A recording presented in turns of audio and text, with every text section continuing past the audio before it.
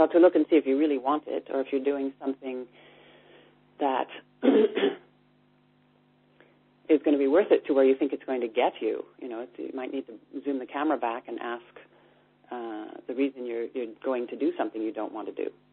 And when you say good for your future, explore what that means to you. Because if it's something that inspires you and you really want to get there, what you have to do on the way is much easier. But if your motives are less than what's going to be driving your life in a positive way, then it's going to be a totally different answer. But also look at your willingness and maybe use the tapping on, even though I have this feeling, I don't want to do that, or I'm not willing to go through what it takes to do that in my life. So you can also extend the tapping into how you feel about doing that, or your resistance to doing that. You can use the tapping process in that fashion as well. And then you might find some things floating up in your mind as you're releasing the resistance, because releasing the resistance doesn't mean you have to go do it. It just means that you'll find yourself without the resistance and you can look more clearly at it. And you might find some more information that will give you a better sense of how to go about it. That makes a lot of sense. Terry from Toronto in Canada asks, I'm a big fan since the Bionic days. Not the good old days, but the Bionic days, which are even better. On one of the God bless you. Well, one of the episodes, your character sang Feelings while undercover as a beauty contestant. Have you ever considered a singing career? I did early on. I actually wanted to be a singer before I wanted to be an actress, but the acting thing came up. I was singing for a short while, and back up in a group, and I sang in high school, and I really wanted to go do that. But I think karma, my destiny, it just was so, the acting thing just came so strongly at me, whereas most people will sell their souls to go do it, that it was, as much as I don't know about destiny, sometimes that part of my life just seemed like I didn't have much of a choice about it. It kind of chased me as opposed to me chasing it. So yes, the answer is yes. I had thought about it, and occasionally I think about it. But it was interesting at that time. I think that what I've seen in retrospect was that it would have been a much, much more difficult pathway. It was more frightening for me to go out and sing, although that's what I wanted to do. And I didn't do it long enough to get over it in that venue.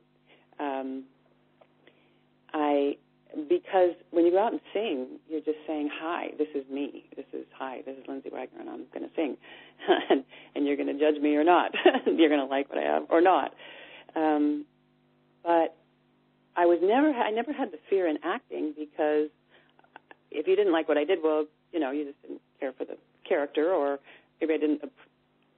I always felt like it kept judgment one step away. Now, that wasn't conscious in my mind when I was young and going through that time and coming into acting, but in retrospect, I've noticed that I thought, I wonder why I was never as frightened going in and doing acting as I was when I would go out and sing.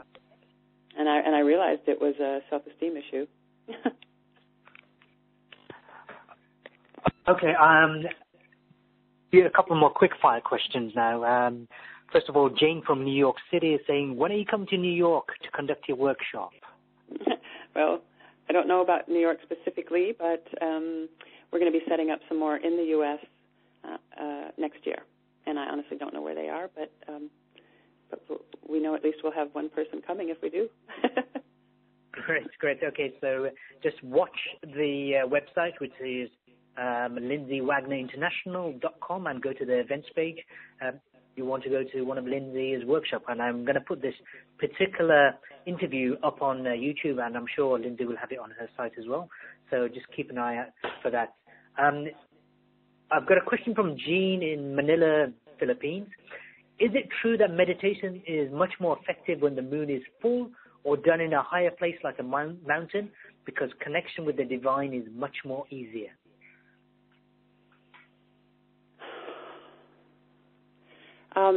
I can only give you my experience, and it definitely is easier when there are less distractions in a forest or in a place where there are fewer electromagnetic bombardment from, sitting beneath a cell phone tower or something.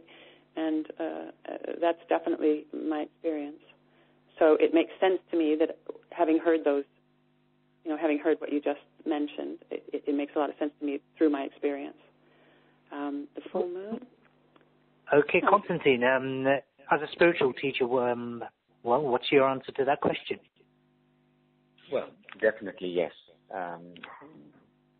One of the things Lindsay's right about, no interferences will always assist.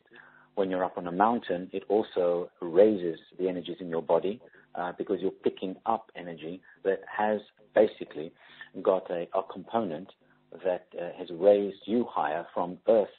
There's a negative charge on the Earth, positive up toward the mountains. Scientifically speaking, some of my colleagues have done research with water, and during full moon, there's far more activity in water than when the moon is waning or on its way to growing.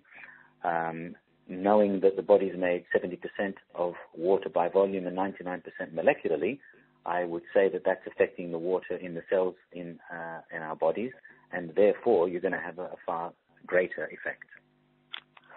There's your answer. I'm going to take up more questions, and then we've got to finish the show because we're way out of time, and maybe we'll have Lindsay back again very soon. Now, Preeti from Delhi in India is saying, please suggest a technique on forgiving, and more so to stop our mind from taking revenge